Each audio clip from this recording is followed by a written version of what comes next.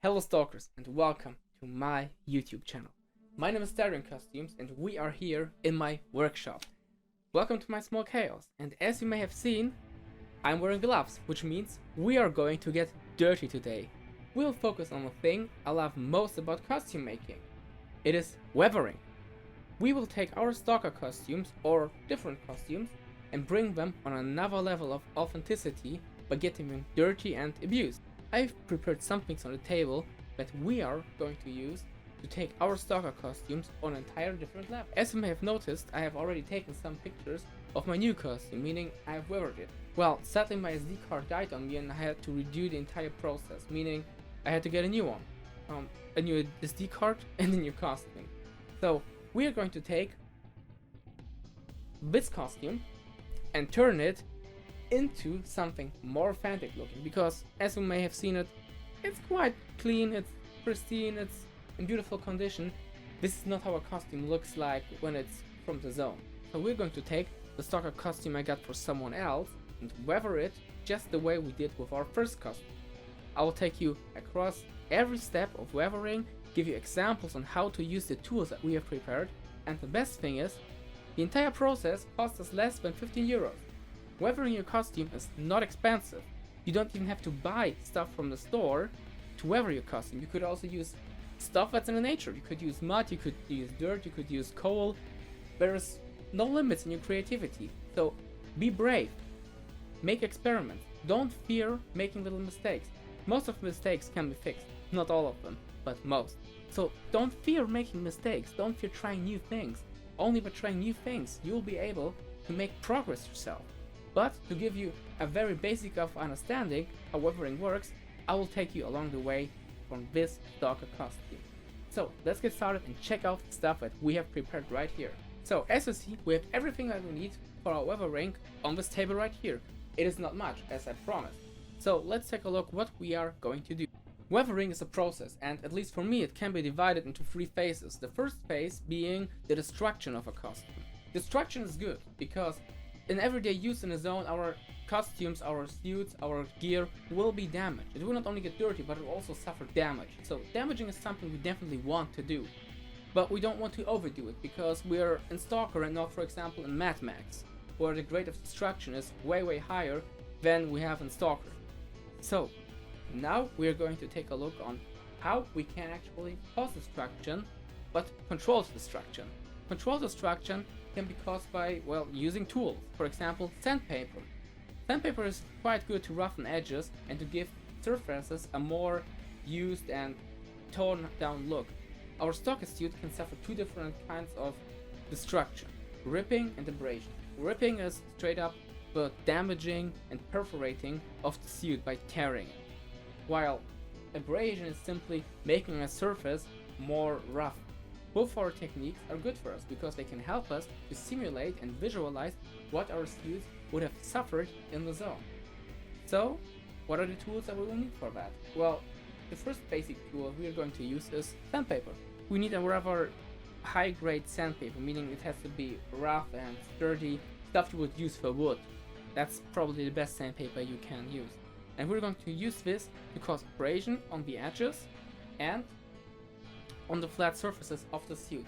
How we're going to do that in detail, I will show you in this step. Secondly, of course, we need the tearing and ripping part. For the tearing and ripping, you can use different tools. You can use a saw, you can use a knife.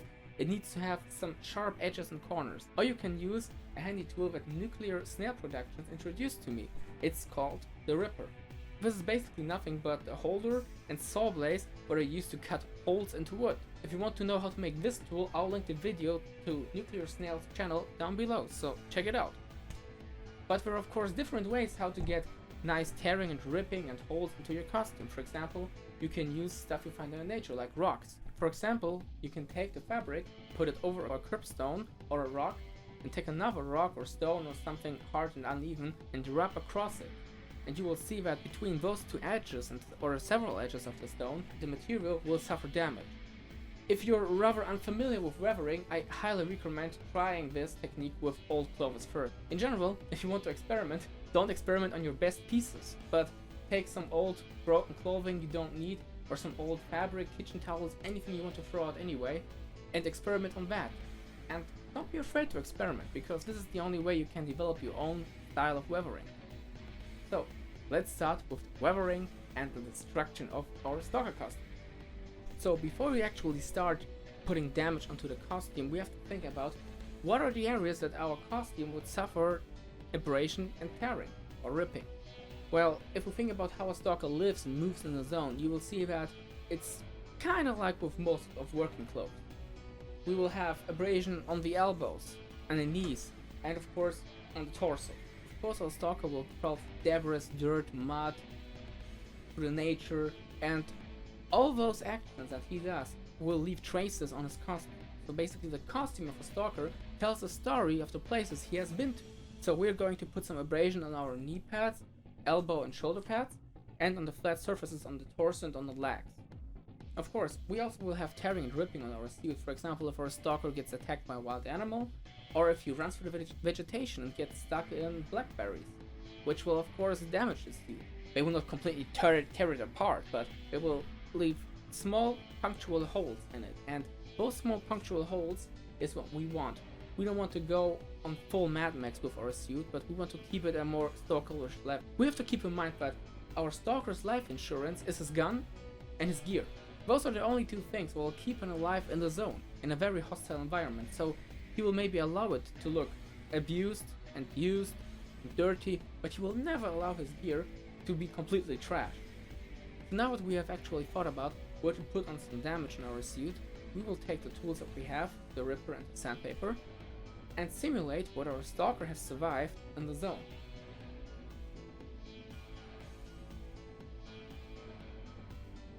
We got our costume and we got our sanding paper, but something is missing. It is in fact our respirator. When we are sanding fabrics, we have to keep in mind that we will cause a lot of fibers to fly around. Those fibers are small, they get everywhere, and of course even your lungs. You do not want to breathe that stuff in. You might think, I'm doing this once in my lifetime, how bad can it be? Okay guys, I'll give you a brief spoiler what will await us in the next minutes. This is my floor, those are my shoes, and this is my camera after I have just weathered the jacket. This is just the jacket, and you see those fibers get everywhere. Most of the people watching this video will probably have at least one respirator or gas mask at home, so just use it. Make sure to get a decent filter though, don't use those old GP5 filters or the forbidden coffee can or whatever you found in your grandpa's basement. They're not safe to use, unless you're part of the asbestos gang. Now we will use our low grit sanding paper to put some abrasion onto our shoulder pads. When we put abrasion on our shoulder pads, we do not only make the surface more rough, we also turn it into a more brighter color. Abrasion happens where our fabric comes in contact with, well, everything else. So we will focus on the edges of the shoulder pads and the pads themselves. We will avoid damaging the seams though. When you're holding the pads like that, you can use your thumb as a counter pressure to the sandpaper. This is quite a good technique if you want to have very controlled damage on your shoulder pads or knee pads without damaging the entire area. Just make sure that you don't spread your damage too equally onto your pads, because sure, we are doing controlled damaging of our costume, but in the environments we are moving in, our stalkers do not have controlled damage, they have chaos, so allow yourself to be a little bit chaotic when applying damage onto your costume. When you weather your clothes, not the pads but the clothes itself, you have to keep in mind that the pressure spreads onto the entire surface, so when you want only light abrasion on the costume, make sure to use the sandpaper on a rather great surface. When you do not want light abrasion but heavy abrasion, like heavy weathering and almost tearing, you can always crumple the material a little bit. Keep in mind that when you crumple your material, the pressure you apply will be spread on a much smaller surface, so it's more concentrated. Just like with shades and painting, I found those techniques to be at best when you combine them. Alright, so this is the difference we made with just using sandpaper on our shoulder pad. I think it's quite big, and considering we only used a piece of sandpaper for this, the outcome sure is worth it. Still, we have to repeat this on all shoulder pads, on all knee pads, all elbow pads. Everyone gangster till the pants need weathering, but we will keep it real and do some good weathering on those pants. We will especially put our focus on the knee pads and also on the areas between the seams. When we work on the pants, we will avoid damaging any seams, especially the ones that hold the belt and the crotch area. Because if your pants rip in the crotch area, even the guy who thought he could buy a Gauss rifle for 800 rubles will laugh about you. But besides of that, we'll give it the same treatment the jacket got. After we have finally weathered our costume with the sandpaper, we can move on to our next tool, to tear small holes into our costume. This means we will take it and drag it over the fabric. The spikes on the saw blades will tear and rip the fabric, but you have to be cautious because this tool is extremely effective. If you use it on fabric, it might tear big holes in it. So if you're not up for patching those up, better be careful.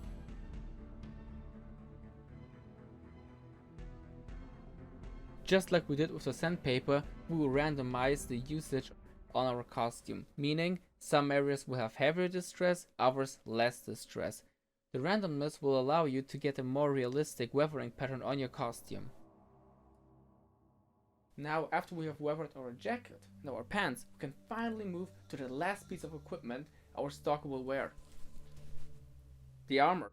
And when we are going to weather the armor, we have to keep in mind that even though it is the same material like the pants and our jacket, it has some additional material added to it that we have to take into consideration. For example, the Velcro. The Velcro pieces are pieces of equipment we do not want to damage. And you will notice that the chest armor itself is made of the same material as the pants and the jacket. This is good because it leaves us the opportunity to use what we have learned with the other parts of equipment yet. So, we want to put some weathering onto this. Like I already mentioned, abrasion on the edges. So when we are weathering this piece, we can actually apply the same techniques we have used on the jacket and the pants. Basically, we will apply some abrasion on the edges, light ripping on the flat surfaces, not on all of them, just on some. Abrasion on the strips, just on the outer strips and on the edges of the strips. And also we will put some weathering on the back. What we will not do is we will not rip the strips because, and I have learned it the hard way, below this layer of fabric lies a layer of white plastic. And having visible white plastic on your costume, well, for me, it doesn't seem very attractive. So we will be careful when we start weathering the straps. If you happen to accidentally damage the fabric so much that the plastic becomes visible, don't worry, be creative, cover it up. You can always use dirt, you can always use paint, you can always use something to cover your little mistakes and turn them into detail. So don't be mad about mistakes, because mistakes are just an opportunity to add more detail to your costume. Let's start with the abrasion part. To start the weathering of our chest armor, I have decided to start on the straps, meaning I will simply pull them off the Velcro and start working around the corners. Make sure to not damage the vest too much because those straps have an inlay and this is plastic. You do not want to have white plastic on your costume. So carefully put some abrasion on the edges of your costume. After that, you should consider also putting some abrasion on the straps themselves. To do this, you can simply take the straps and bend them a little bit to make a bulge. Use your sandpaper wand to put some abrasion onto the straps. You will not only notice that they will turn a little bit brighter, they will also present a pattern of the plastic that is below them. You can see it's something like a grid pattern, so I try to not to put too much stress on them. I take a small area and stress it a little bit more, and take a larger area and stress it less. This contemplates to a more authentic effect. We will repeat this process on all straps on our chest armor. The back does not have straps, but soon on fabric lookalikes without plastics in them. I recommend making bulges before sanding anyway, so you don't damage the seams on there. After we have worked the straps on our chest piece, we will weather the surfaces. For this, we will mostly use sanding paper. I only use the ripper carefully on the back. As you see, the entire process caused a little mess on the table. This is the moment when we are thankful for wearing a respirator, because those are only the visible thicker fibers. The smaller ones get everywhere and are spread across the entire table. Cleaning this won't be fun. Alright, so now that we are finally done with the damaging for our costumes, we can move on to the next phase of weathering, the painting. And this is by far one of my favorite steps in costume making, because it not only gives you the chance to fix the mistakes that you did while you damaged your costume, because you maybe applied too much pressure, you ripped somewhere you didn't want to, no. It also gives you the chance to tell a story of a costume, not by telling it, but by showing it. Where has the stalker been? What has he suffered from? Maybe he was shot and you have a shooting wound somewhere, like a bullet hole. Was he attacked by a wild animal? Did he crawl through debris or through mud? All of those things can be shown with the painting of the costume, by the different colors and structures you will apply onto this costume. And you will see you don't need much to turn this into even something better. We only have a few paints here, and I will show you in a moment how we're going to use them to turn this into even something more fancy. So stalkers, what you will most likely notice about this entire setup is, it is not that much. And in fact, we won't even use all the things we have seen on this table so far. For example, I will not use the wood glue. I always like to keep wood glue around because it helps me to fix structural important parts or fabrics that I have damaged too much when weathering. Mixed with acrylic paints and or sawdust, this can create quite cool effects on your costume, for example bullet holes, burn marks, stuff like that. But since we didn't mess up making this costume yet, we will put this away. Next, my acrylic paints. I only use 3 to 4 acrylic paints for weathering. Of course, it is always better to use special fabric paint, but since I'm a poor university student, I just use like literally the cheapest low budget paints I can find. And I do not use that much of them, because I will dilute them with water. I think the most expensive paint I have here is like the terracotta paint that I use, because I think it's a great addition to the brown. We will not use just one single paint and call it a day. We will mix the paints and we will apply them differently, because one of the last things that you want is just have like a big splat of paint on your costume and call it weathering. This is not how it's supposed to look like. You need different shades and you need some chaos. You don't want to look like a painter who just came back from a paint job. So we will mix those, we will dilute them, we will use different shades of them to get a nice decent weathering on our armor piece and on the other pieces. And also we are going to use chalks. I have different chalks here. Most of them are in brownish, gray, black tones. Some of them are pastel chalks, others are like wax chalks. They're pretty good to get into those naughty grooves that we want to have our artificial dirt stuck in. So we are going to use those as well. Next come the brushes. Well, as you may see, they're just brushes. They're cheapest brushes I could find. I'm not an expert on brushes. If you want to learn something about brushes, you're on the wrong channel, man.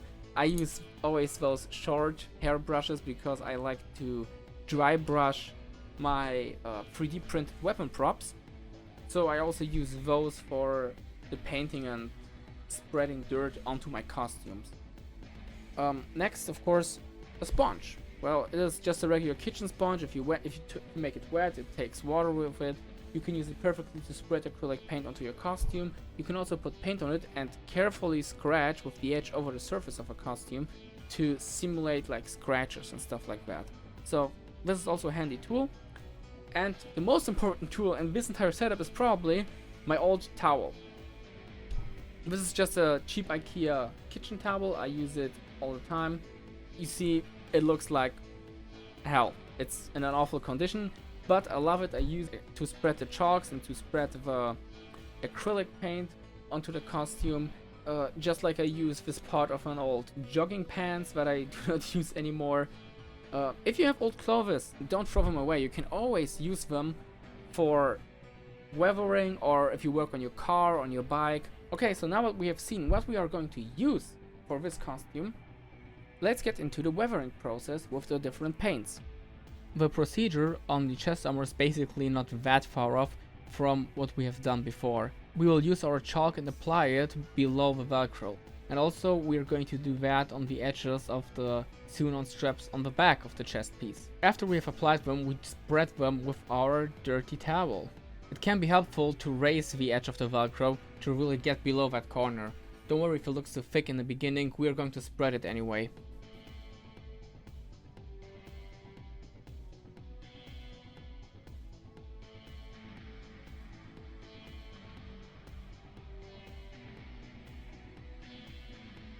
Also, don't forget to take some of it and apply it on the sewing of the straps. You'll notice that when you wipe it with a towel, the dirt will spread on the area around the straps, but in the grooves of the straps, where the sewing is, it will remain dark and deep, and this is what we want. This is the authentic dirt effect we are looking for. Also, don't forget to put some of it on the areas around the corners of the costume, because remember, the corners, the edges suffer from abrasion. That's where dirt can't stay for long, but the areas that are not on the corners, they are the ones that actually take dirt and accumulate it over time. Doesn't this already look way better than it used to? I mean, just look at that beautiful contrast of abrasion and dirt. We will apply our dirt especially on the deeper areas, like the grooves on a costume. Because remember, grooves accumulate dirt, while edges take dirt away through abrasion. By following this simple rule, we can structure the weathering on our costume quite easily. Also, we won't forget to add a little bit of color to our chest piece, so we are going to take some of the brown chalk and apply it on the chest. We'll spread it equally with the towel, and if it's still too bright, too thick or too much, we're just going to put another layer of black chalk on it and spread it with the towel. This is perfectly fine because dirt mixes up over time, so another layer of dirt is just more authentic.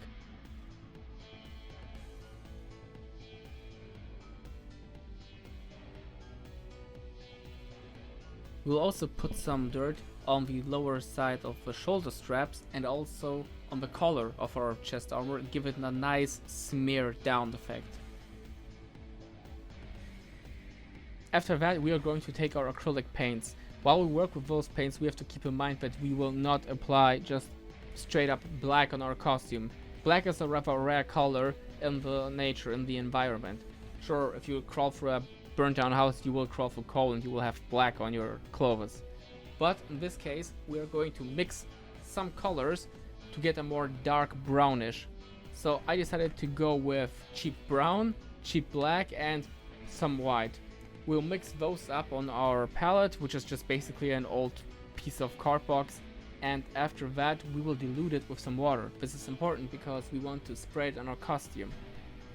The fabric of the costume is quite good for that because it's water repellent, or at least rather water repellent, which means you can spread the wet paint on the costume without it accumulating too much in one area.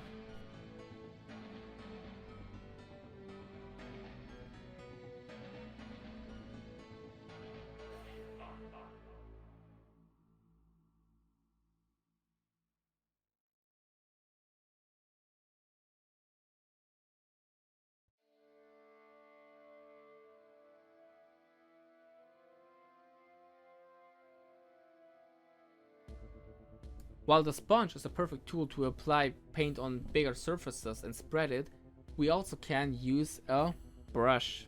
We'll use our new tool to apply paint on the areas just around the pads, like below them on the corner, and spread it with a towel. We'll do the same technique on most of the big seams.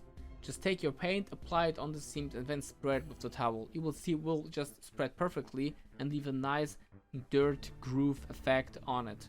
It really kind of looks like dirt has been accumulating in the seams for quite a while now.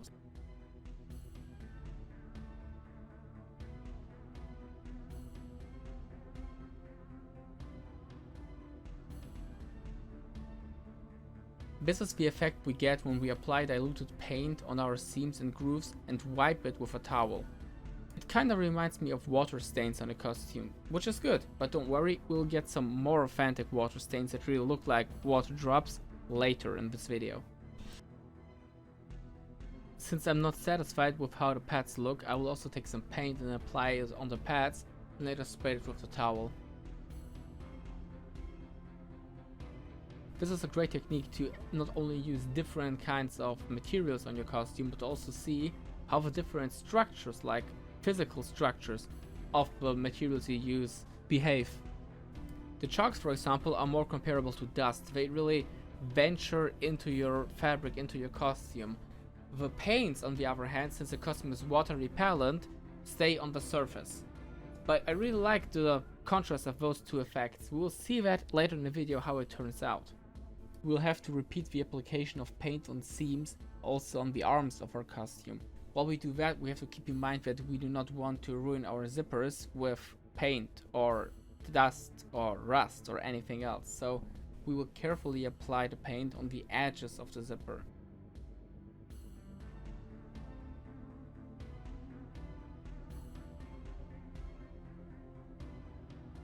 Also, there's some Velcro on the arm that normally has a patch on it, so we can use the lower side of the Velcro to get some more weathering onto that arm as well.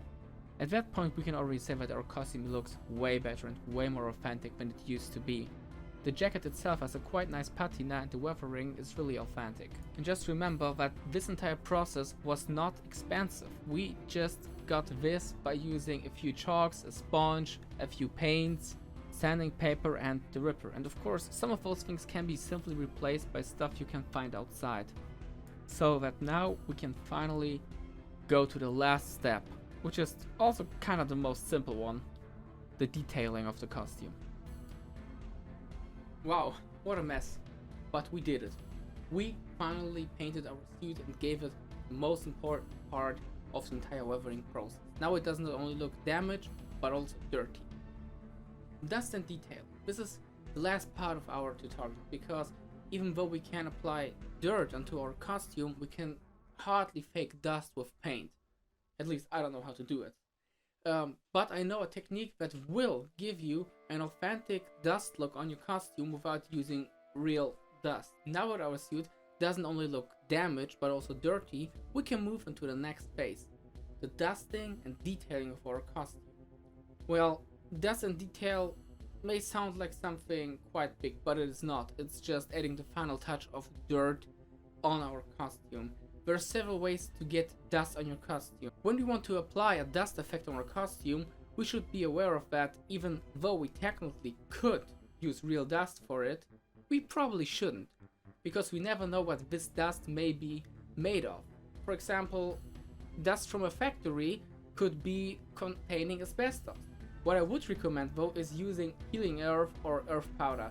Of course you can go into the high budget and buy theater dust, like literally dust that's used for theaters and that's perfectly safe for your health. I just can't afford it. Like, I'm a university student, man, I couldn't afford it if I wanted to. So instead I'm using healing powder. This is powder that people actually drink. It's said that it might help you with your digestive system, but I'd rather use it for my cosplay props, man. I'm not drinking any earth. So good thing about this is it is not a threat to your health, and furthermore it is a very fine powder that behaves like dust, and this is what we want on our costumes.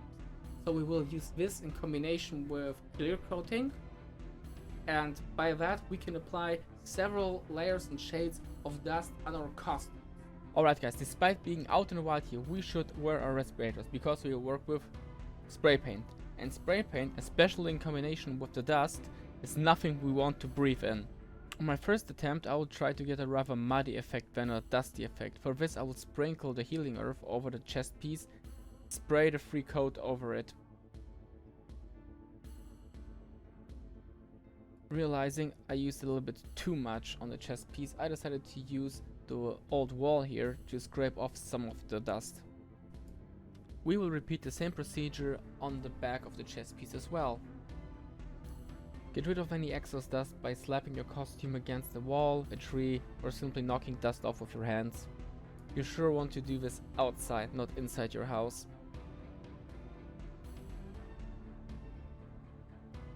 To get a dusty effect on the knees, I have decided to first spray some clear coat onto the knee pads and the areas around them, and then sprinkle the healing earth over those areas. This will cause a thinner coat of dust on our costume and avoid lumping of the healing earth. Since we are going to rub those pants against the wall, because remember, abrasion,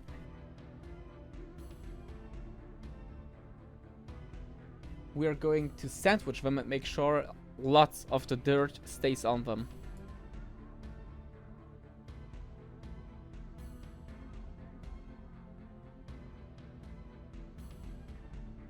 You don't have to fear to damage your suit too much when you rub it against the wall. Labour actually chose a fabric that's sturdy enough to withstand some stress, including this. We'll give the back of the pants the same treatment just as the front. Clear coat, dust, sandwich it, and rub it against the wall. You won't be able to get rid of all the dust you put on your costume, but you will be able to take off some of it. When we weather the jacket, we don't have to be too precise because we will cover some of it with our chest armor. So I decided to put some dust on arms, torso, and of course on all the pads.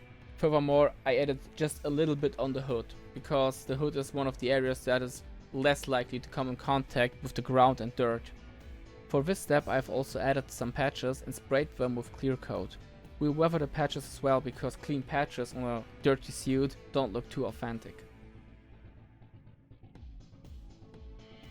There is no point in weathering the lower part of the jacket because this is the part that actually goes inside the pants, so the area with the Velcro and the area with the rubber bands can be completely left out.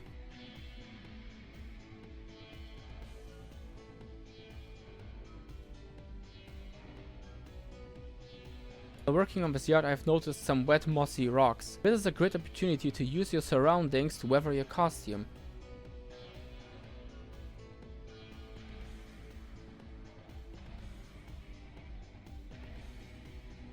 We will take our costume and now simply rub it over those nice dirty mossy bricks and get this dirt on our costume, because there is barely anything better than real dirt on your costume. You don't need any precision when doing this, because this is exactly what our suit would suffer in the zone. If I wanted to be really accurate on this, I could simply put on the suit and crawl across the entire yard. We also use this natural resource to weather our patches a little bit because we didn't paint them with acrylic paint. If you have other creative ideas for natural weathering, write them in the comments below. In the last step, we're going to take our spray bottle with the acrylic paint inside and get some nice watermarks on our costume. I can't believe we're done with this. It has been a lot of work. Sure, it didn't cost much, but time. After you're done with weathering this, you should either leave the costume outside or lock it inside the room and open its window, because it will smell awful. The fumes of the clear coat will at least stay for, I think, 2 to 3 days. I'm sure you all are eager to see how it turned out. The pictures you're going to see can be found in a higher quality in the description below.